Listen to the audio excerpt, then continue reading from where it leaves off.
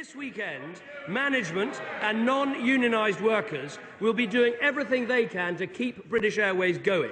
So will he join me in urging Unite members to join them by crossing the picket line, going to work and getting this business moving? Mr. Speaker, this is exactly what I mean about trying to make an industrial relations issue a partisan issue in politics. What we need to do is to get the unions and the management to talk to each other.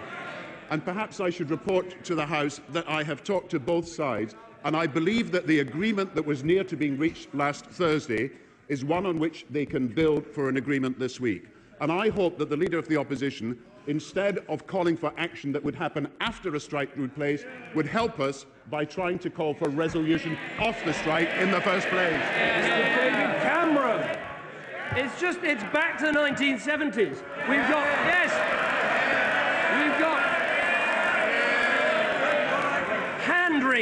hand-wringing from a weak Prime Minister while companies go down. Let me ask him the question again. This weekend, will he join me in urging unionised workers to cross that picket line and help get this business going? Mr. Speaker, he's come a long way from a few months ago. Mr. Speaker, a few months ago, Daily Telegraph, Mr. Cameron has launched a secret mission to win Britain's trades unions. The trade unions have also been asked to help to draw up opposition policy the Daily Telegraph can disclose. Party officials have met with union officials for more than 60 times since the spring. Now, one day they're for the unions, the next day they're against the unions. The only consistency is in their total opportunism.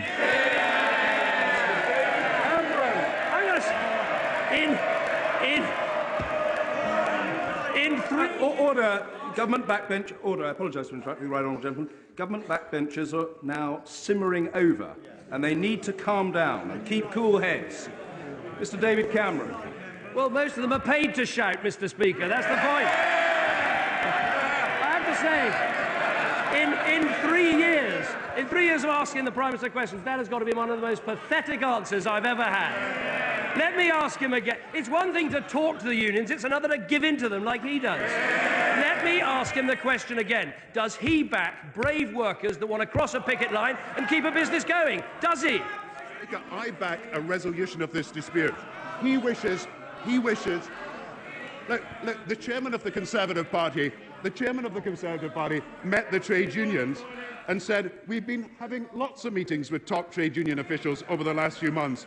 I think the old antagonisms have long gone. Now, on the one hand, the Conservative Party want to attack the unions and don't want a resolution of this dispute. On the other hand, they want to talk to the unions. It is complete opportunism. They should be trying to find a resolution to this dispute. They should be calling on us to work with the unions and the management to do so. Anything else is likely to inflame the situation. And I hope, instead of becoming a partisan politician in this, the leader of the opposition, who is showing his opportunism every moment, will start to become a statesman. David Cameron. Wriggle. It's a simple question. It's a question of backbone. It's a question of judgment. It's a question of character. Do you back people that want to go to work? Yes or no? Mr. Speaker, he has never said once that he backs a resolution to this dispute. He has never called for management and unions to get together to resolve this dispute. I have already made my views clear about this dispute, but what I also know is what passengers are wanting to know, what the country is wanting to know, is whether we can resolve this dispute. He has said nothing positive about resolving the dispute. It is the same old Tories. Mr. David Cameron. This is why he can't lead this country. Absolutely no backbone when the big test comes.